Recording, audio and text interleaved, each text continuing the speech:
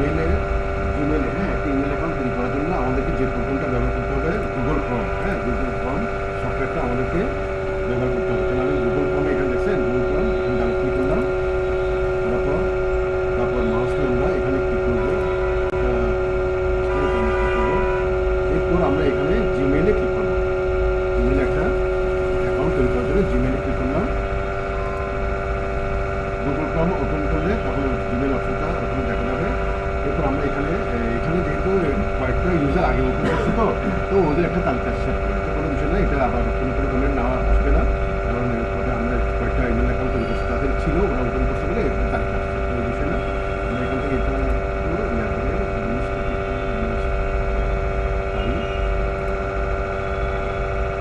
আমরা এখানে use another account যেটা আছে এটা ক্লিক করবো, এটা কিন্তু সবসময় আসবে না। তাহলে আমরা কী করবো, এরপরে পেজ আসবে, জিমেল ক্লিক করলে এখানে পেজ আসবে, এখানে দেখেন ক্রিয়েট অ্যাকাউন্ট নামে একটা অপশন আছে, ক্রিয়েট অ্যাকাউন্ট ক্লিক করলাম। বিজনেসের জন্য নাকি আপনার পার্সোনাল জন্য নাকি চাইল্ডের জন্য নাকি বিজনেসের জন্য, আমি পার্সোনাল জন্য যেহেতু পার্সোনাল ক্লিক করলাম। এরপর জাস্ট একটা ফর্ম আসবে, ফর্মটা ফিল আপ করতে হবে, এটাই ফর্ম। যেমন ধরুন আমি আর এখানে ফার্স্ট টাইম লাস্ট টাইম চাচ্ছি, তাহলে আমি আপাতত একটা ফার্স্ট টাইম দিলাম, ধরে এটা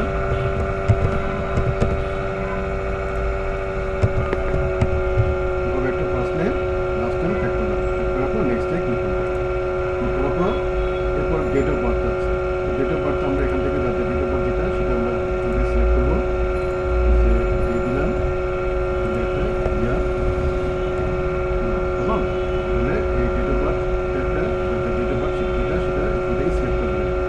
এরপর জেন্ডার আপনার মেল হলে মেল, ফিমেল হলে ফিমেল, মেল দিলাম। তারপর আমরা নেক্সটে ক্লিক করবো। ক্লিক করার পর ওই যে ফার্স্ট নেম লাস্ট নেম যেটা দিয়েছিলাম ওটার উপর বেস করে ওরা আমাকে কয়েকটা সাজেশন দিচ্ছে যে এই নামে ওপেন করা যায় কিনা ইমেল অ্যাকাউন্ট, এবং ইউজার নেমটা এই নামে হতে পারে কিনা। তো এখানে ওরা কি দিচ্ছে, হারুন আবদুল্লাহ আল, হ্যাঁ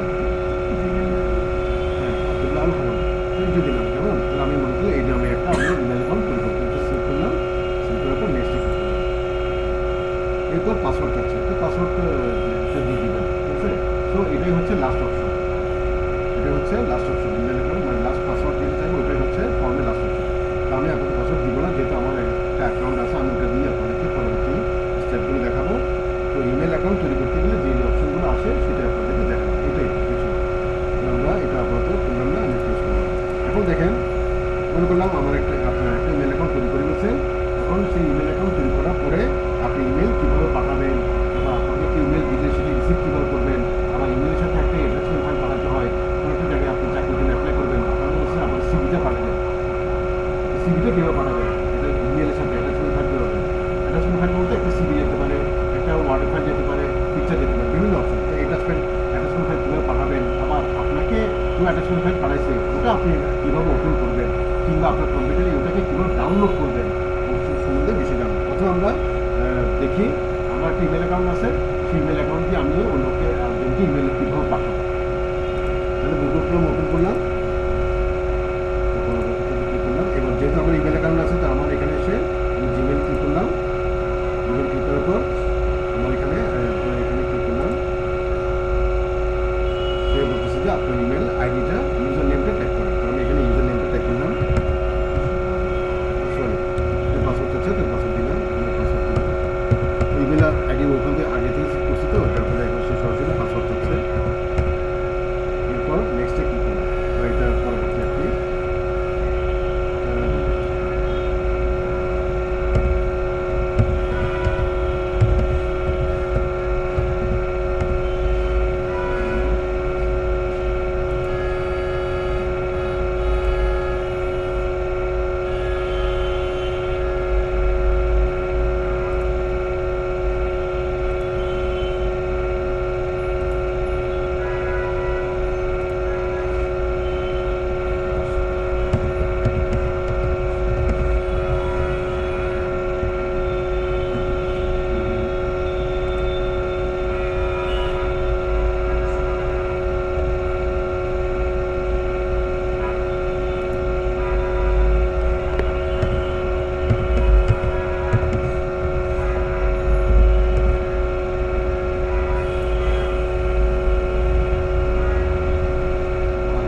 বান করা ছিল, তো এখন ওইটা নেই, ক্যান্সেল করে দিলাম। এভাবে আমরা ইমেল অ্যাকাউন্ট এখানে যেভাবে আমরা ইনবক্স দেখি, তারপর ড্রাফট দেখি, সেন্ড দেখি, এগুলো এসলাইপিএস আমাদের মোবাইলের যে মেসেজ অপশনটা থাকে সে অনুকরণ। আপনাকে যখন মোবাইল ফোন মধ্যে কোনো মেসেজ দেন এগুলো কোথায় থাকে, আপনার ইনবক্সে থাকে, হ্যাঁ, তা আপনি ইমেল পাঠালে, মেসেজ পাঠালে সে সেন্ডে থাকে, হ্যাঁ, এইগুলো অপশনগুলো। তারপরে আমরা ইমেলের মাধ্যমে গুগলের মাধ্যমে কীভাবে ইমেল পাঠাতে হয় একটু দেখি। আপনি যদি কোনো ইমেল পাঠাতে চান তাহলে আপনাকে কম্পোজে ক্লিক করতে হবে। কম্পোজে ক্লিক করবেন, ক্লিক করার পর এখানে আপনি টু মানে যাকে আপনি ইমেল পাঠাবেন তার ইমেল আইডি থাকবে, তার ইমেল অ্যাড্রেসটা এখানে টাইপ করবেন। আমি এখানে ক্লিক করে, হ্যাঁ, যাকে আমি ইমেল পাঠাবো তার ইমেল অ্যাড্রেসটা আমার এখানে এখানে ক্লিক করবো। বললাম আমার একটা সবসময় ইমেলে পাঠাই, তো সেটা আমি একটা পত্র লিখে চলে আসছি। সেটা হচ্ছে আমি যাকে পাঠাচ্ছি তার কিন্তু তার ইমেল অ্যাকাউন্ট তো ইয়াহু, জিমেল না, কোনো সমস্যা নাই। জিমেল থেকে ইয়াহুতে পাঠাতে পারবেন, আবার ইয়াহু থেকে জিমেলও পাঠাতে পারবেন। এটা একটা বিষয় বলি, সিসি মানে ধরেন সিসিটা তখন ব্যবহার হয় যখন কিনা আপনি একটা ইমেল শুধু একজনকে না আরও কয়েকজনকে পাঠাতে চাচ্ছেন বা পাঠানোর দরকার, তখন সিসিতে সেই কয়েকজন ইমেল অ্যাড্রেসটা আপনি টাইপ করতে হবে। তাহলে ইমেলটা শুধু টুতে না, আরও কয়েকজনের কাছে আপনি সিসিতে যাদের ইমেল অ্যাড্রেস টাইপ করছেন ওদের কাছেও ইমেলটা যাবে। কোনো সময় একটা ইমেল অনেকজনকে পাঠাতে হয়, তখন এটা সিসিতে ব্যবহার করবে। অনেকজনের ইমেল আইডিটা এখানে সিসিতে ট্যাগ করে দেবেন, কারণ আমি এখানে সিসিতে আরেকজনের ইমেল আইডি ট্যাগ করলাম। এটা হচ্ছে আমার এখানে চলে আসবে, দেখেন। তো এইভাবে একাধিক আপনি ইমেল আইডি ট্যাগ করতে পারবেন যাদেরকে আপনি পাঠাতে চাচ্ছেন।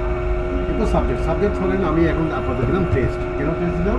মনে করলাম এখনই আমি ইমেল অ্যাকাউন্টটা তৈরি করছি, এখনই আমি এই ইমেল আইডি থেকে এই প্রথম মেল পাঠাচ্ছি, তাহলে অ্যাজ এ টেস্ট হিসেবে পাঠাচ্ছি, সেই আমি সাবজেক্ট দিলাম টেস্ট। এখানে লিখতে পারেন দিস ইজ টেস্ট মেসেজ, তারপর আপনি এক্সপায়ার একটা নাম লিখে দেবেন। এরপর আমরা সেন্ড আছে না, সেন্ডে ক্লিক করলে তাহলে মেলটা যাদের ইমেল আইডি টাইপ করছিলাম ওই চলে আসছে। আমার এখানে অলরেডি আমি সিসি যেটা করছি ওইটা আমার একটা এখানে চলে আসছে, ঠিক আছে। ওখানে আমার মোবাইলেও চলে আসছে সেটা। তাহলে আপনার করবেন, এখন আমি মেল পাঠানো, এভাবে আমাদেরকে মেল পাঠাতে হয়। এবার মেল আবার একটা পাঠাই, ওই যে বললাম ইমেলের সাথে একটা অ্যাটাচমেন্ট ফাইল পাঠাতে হবে, সেই অ্যাটাচমেন্ট ফাইল কীভাবে পাঠাবেন। তাহলে আবার লিখলাম, আপনার সিসিতে আবার আমারটা দিলাম সাবজেক্ট ধরুন আমি ওনাকে যে অ্যাটাচমেন্ট ফাইল পাঠাচ্ছি সেটি মনে করলাম সিবি, একটা বায়োডাটা। তাহলে সাবজেক্ট লিখবো আমি সিবি, যাতে যিনি যাকে আমি পাঠাচ্ছি সে রিসিভ করার সময় যেন বুঝে যে ওনাকে আমি সিবি একটা অ্যাটাচমেন্ট ফাইল পাঠাচ্ছি, সেই সাবজেক্টটা দেখলে সে বুঝতে পারবে। তারপরে এখানে আমি চিঠি আকারে লিখবো, কী লিখবো, dear sir please open and attach file, মানে আমি আপনাকে আমার সিভিটা অ্যাটাচমেন্ট ফাইলে পাঠাচ্ছি, তাহলে please open and attach file. এরপর আপনার একটা নাম লিখে দেবেন। এরপর এখন দেখেন অ্যাটাচমেন্ট ফাইলটা কীভাবে আনবেন। দেখেন এখানে একটা অপশন আছে, মাউস নিয়ে গেলে বলবে অ্যাটাচ ফাইল। আমার কম্পিউটার সেভ আছে, তাহলে আমার কম্পিউটার যে জায়গায় সেভ করছি ওখান থেকে অ্যাটাচমেন্ট ফাইলটা আনতে হবে। মনে করলাম আমি অ্যাটাচমেন্ট ফাইল এটাই দিলাম। এরপর আমি ওপেন দিলাম, তাহলে এটা একটা ছবি আকারে একটা ছবি পাঠাতে পারবেন অ্যাটাচমেন্ট ফাইলে, ওয়ার্ড থেকে কোনো ফাইলে পাঠাতে পারবেন।